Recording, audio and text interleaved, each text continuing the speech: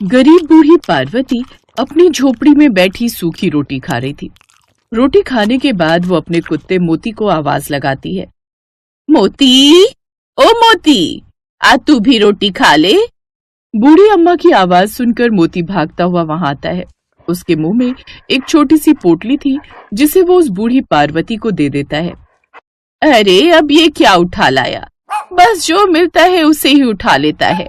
मैं ना तेरी पिटाई कर दूंगी, जो कुछ दिखता है वही उठा कर ले आता है। ला मुझे देखने दे क्या है इसमें, तब तक तू ये ले, ये रोटी खा। कालू रोटी खाने लगता है और बूढ़ी अम्मा वो पोटली खोलती है तो उसमें कुछ बीज होते हैं। अरे ये तो बैंगन के बीज लगते हैं, लगता है किसी ने बोने के लिए रखे थे। खैर कोई बात नहीं, अब मैं इन्हें अपने खेत में ही बो देती हूँ। अब बूढ़ी पार्वती जाकर अपने खेत में वो बीज बो देती है। पार्वती काशीपुर गांव में अपने पालतू कुत्ते मोती के साथ रहती थी। पार्वती का एक बेटा भी था शुभम, जो अपनी पत्नी के साथ शहर में रहता था, लेकिन वो ना तो कभी अपनी माँ से मिलने आता और ना ही कोई खर्चा पानी भिजवाता। बूढ़ी पार्वती को शुरू से ही जानवरों से बड़ा प्यार था। एक रोज अपनी झोपड़ी के बाहर उदास बैठी पार्वती सोचती है, क्या फायदा ऐसी औलाद पैदा करने का जो एक बार भी अपनी माँ को पूछे तक नहीं।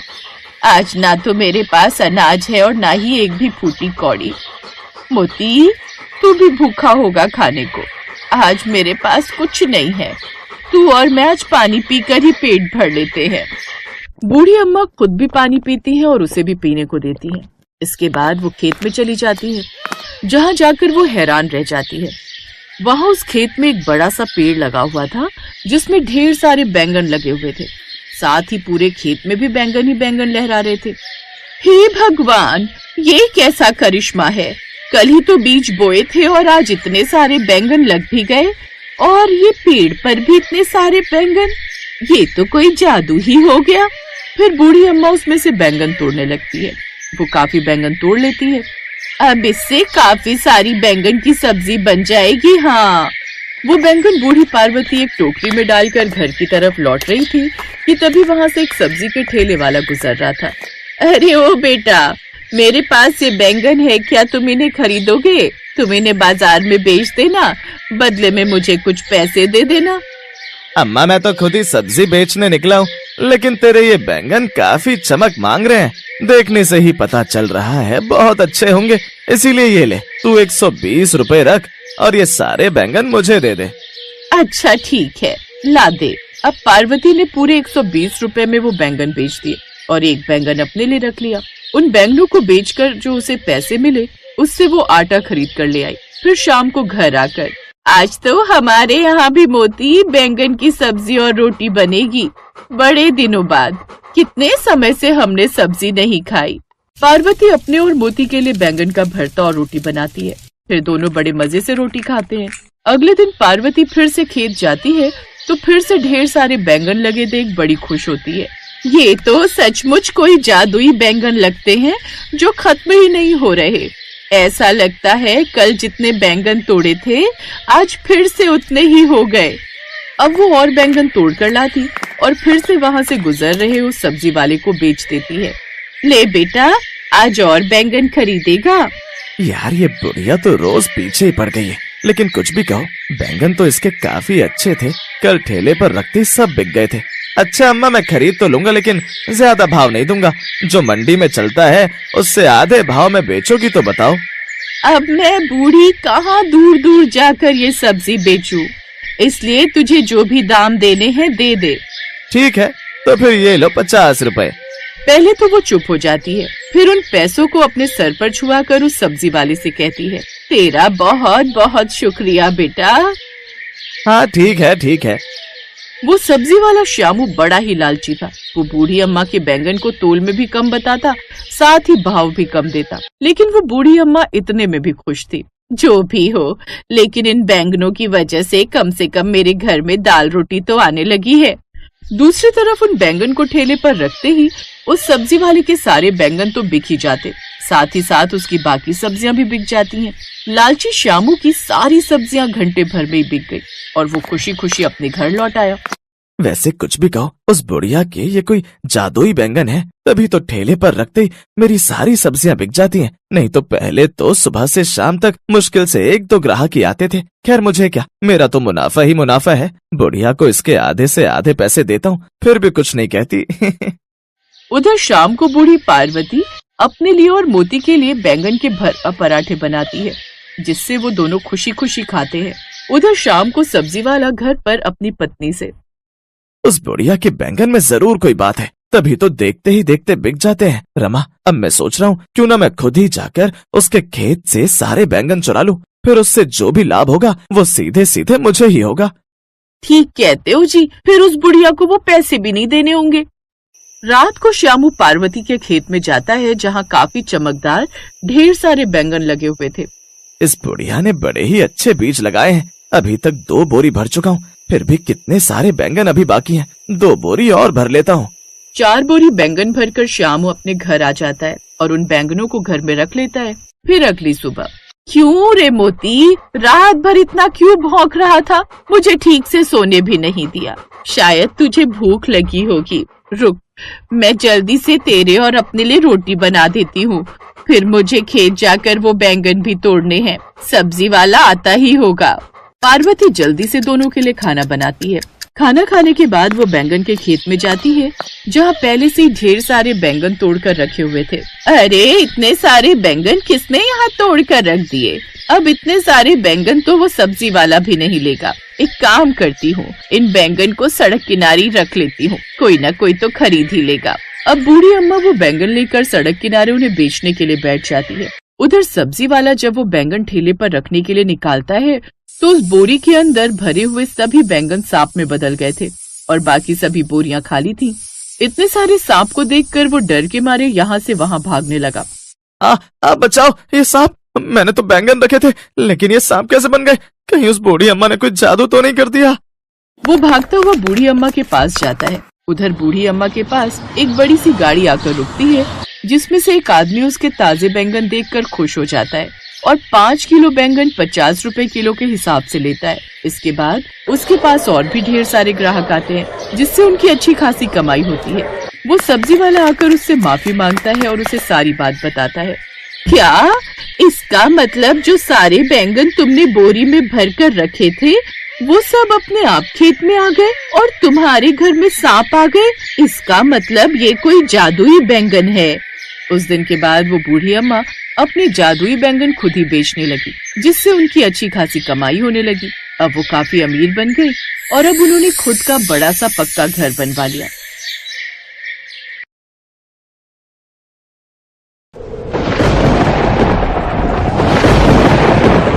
ये सब क्या हो गया जी?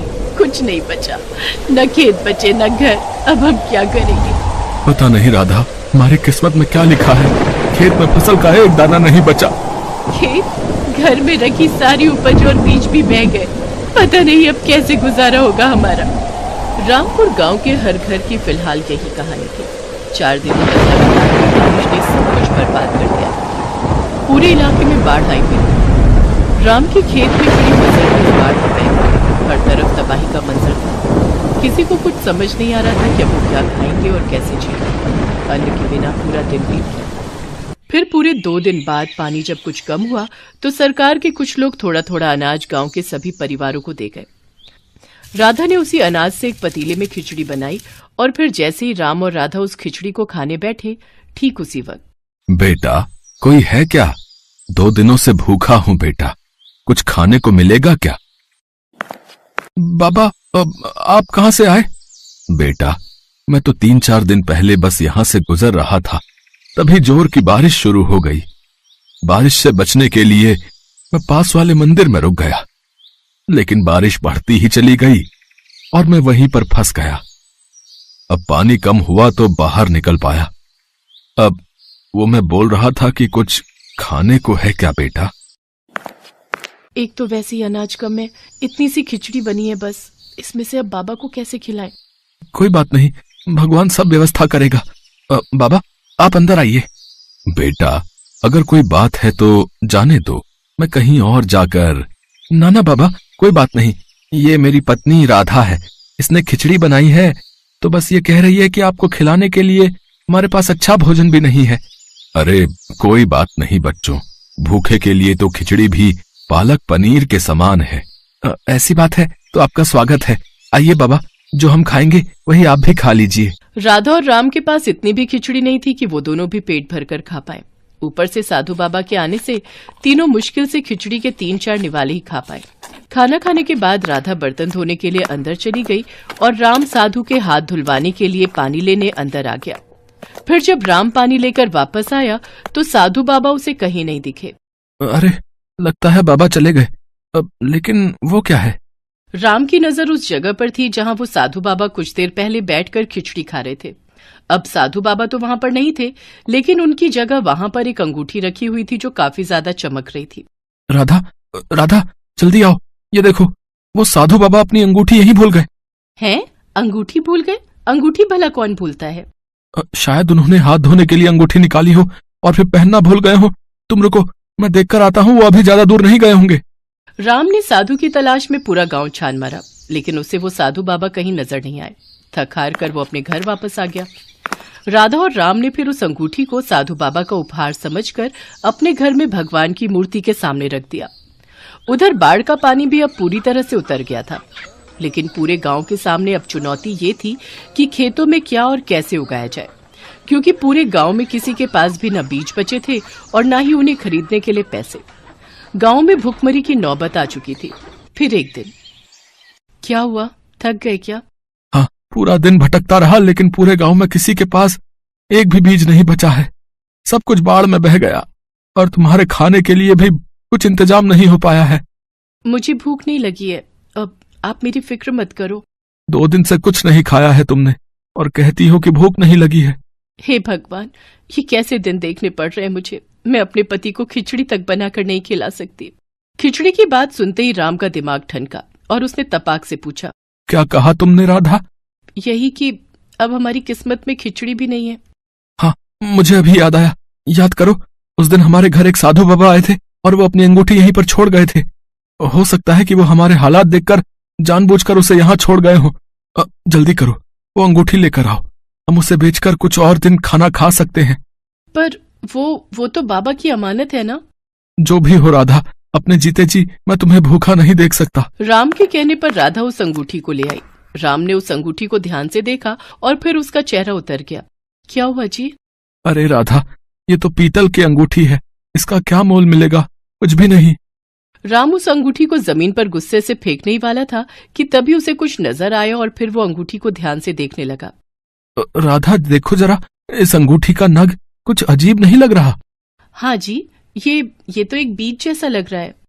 राधा सही थी। असल में वो एक टमाटर का बीज था जिसे राम ने बड़े ध्यान से अंगूठी से अलग किया। पर कोई अपनी अंगूठी में नग की जगह टमाटर का बीज क्यों लगाकर घूमेगा? यही तो सवाल है राधा।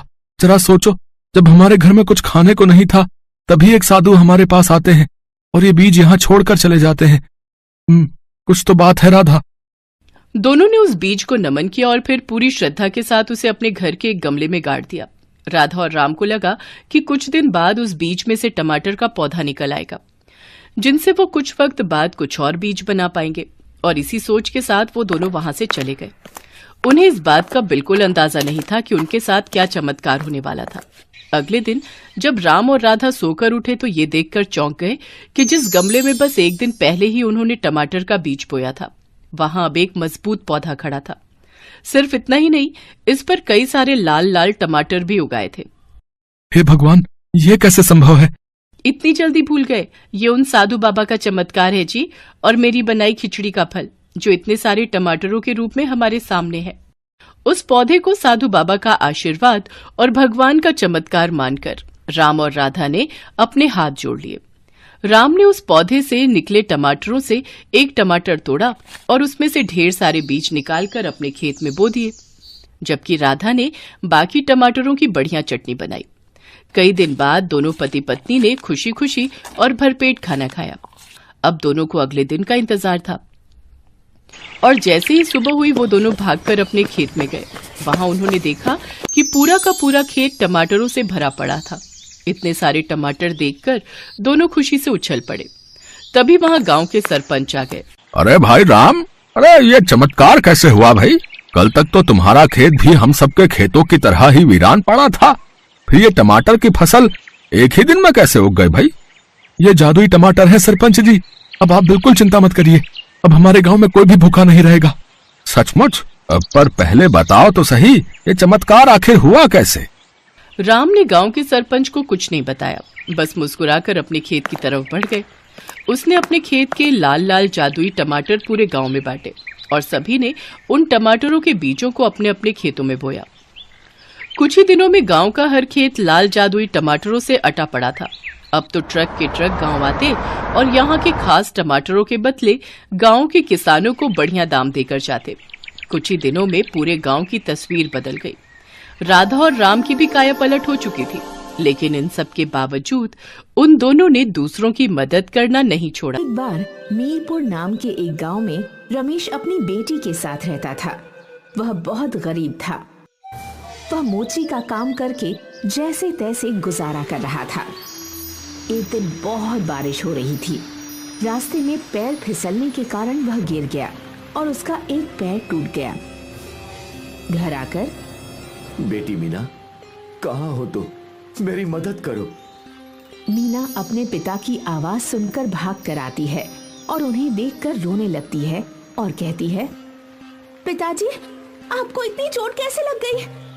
रमेश रास्ते में हुई सारी बात बताता है। उसे सुनकर मीना सोचती है, अब घर कैसे चलेगा? घर में बहुत थोड़ा सा ही सामान है और इतनी बारिश हो रही है, कोई काम ढूंढने भी नहीं जा सकती। रमेश के घर से थोड़ी दूरी पर गांव के मुखिया रामलाल का घर था। वह बहुत अमीर आदमी था। उसका एक बेटा भी था जिसका नाम गोपाल था। गोपाल बहुत घमंडी लड़का था। कुछ दिन पहले ही मीना ने अपने पिताजी को रामलाल से बात करते सुना था कि उन्हें किसी काम करने वाली की जरूरत है। मीना रामलाल के यहाँ जाके, काका, तुम्हारे घर काम वाली की जरूरत थी ना? हाँ थी, तो पर तुम क्यों पूछ रहे हो? काका, मुझे ये काम की बहुत जरूरत है। मेरे पिताजी का एक पैर टूट गया है और अब वो काम पर भी नहीं जा सकते हैं। मुझे वो काम वाली का काम दे दो। जितना पैसा आपको ठीक लगे उतना दे देना। रामलाल इस मौके का फायदा उठाना चाहता है और सोचता है, अरे ये तो अच्छा मौका है, कम पैसों में काम वाली मिल गई। अच्छा ठीक है, कल से आ जाना। मीना सुबह उठती है और पहले घर का सारा काम करती और फिर अपने पिताजी को दवा देती। उसके बाद रामलाल के घर जाती और सारा काम करती। काका, सारा काम हो गया, अब मैं घर जाऊं? ठीक है, जाओ, कल जल्दी आ जाना। कल गोपाल के कुछ दोस्त आने वाले हैं, तो उनके लिए खाना बना देना। सिर हिलाकर, ठीक है काका। मीना घर जाती है तो देखती है कि घर में कुछ बचा नहीं है पकाने को और सोचती है, क्या बनाऊं और पिताजी को क्या दूं? मुझे भी बहुत भूख लगी है और कुछ खाने को भी नहीं है। तभी उसकी नजर रोटी के डिब्बे पर पड़ती है। उसमें 2 रोटियां होती हैं। मीना पिताजी को वो 2 रोटी और नमक दे देती है और खुद पानी पीकर पेट भर लेती है। रोटी देखकर, बेटी मीना, तूने कुछ खाया कि नहीं? हाँ पिताजी, मैंने काका के घर पर खा लिया था। ऐसा कहकर मीना भूख से रोती हुई सो गई। सुबह उठकर रोज की तरह घर का काम किया और जल्दी से रामलाल के घर गई और अलग अलग प्रकार के व्यंजन बनाए। तभी गोपाल वहां आता है और कहता है, अरे ओ मीना, खाना बन गया क्या? जी, खाना बन गया। इतने में गोपाल के दोस्त आ जाते हैं और गोपाल उनके साथ बहुत मस्ती करता है और थोड़ी देर बाद सबको भूख लगती है तो गोपाल मीना को आवाज लगाता है, अरे मीना, खाना लगा दे सबके लिए। जी, अभी लगाती हूँ। ऐसा कहकर मीना तुरंत खाना लगाती है। गोपाल और उसके दोस्त खाना खा लेते हैं। उसके बाद गोपाल मीना को आवाज लगाता है, ये सब ले जा यहाँ से, जो बचा है उसे कुत्ते को दे देना। साहब, एक बात कहूँ, आप सबने कितना सारा खाना बर्बाद कर दिया है। हमें जितनी भूख हो उतना ही खाना प्लेट में लेना चाहिए। खाना बहुत कीमती होता है, हमें इसे ऐसे बर्बाद नहीं करना चाहिए। यह सुनकर गोपाल को बहुत गुस्सा आता है और वो बोलता है, ये सब मेरा है, मुझे कितना खाना है और कितना प्लेट में छोड़ना है ये सब मेरी मर्जी है, समझी? तुझे तो मैं बताता हूँ, पिताजी को आने दे।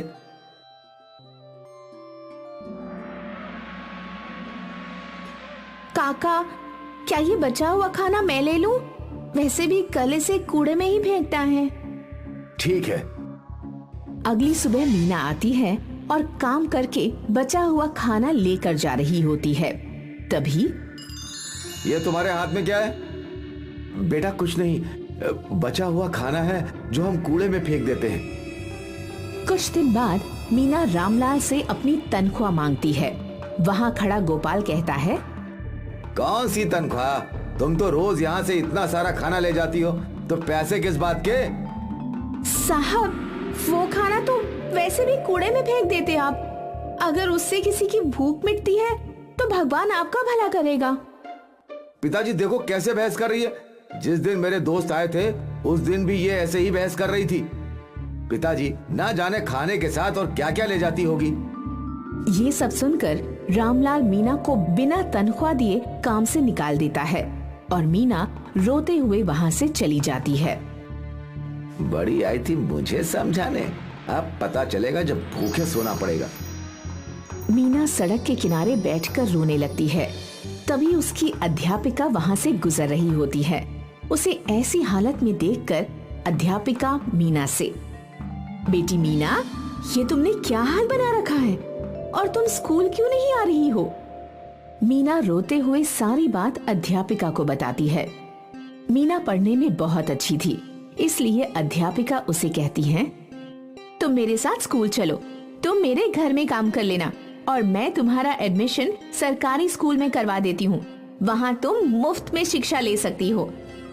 ये सुनकर मीना बहुत खुश होती है, क्योंकि अब वो अपनी शिक्षा के साथ साथ अपनी भूख को भी काम करके शांत कर सकती है। इधर रामलाल अपने काम में बेईमानी करते हुए पकड़ा जाता है। उसे पुलिस पकड़ कर ले जाती है।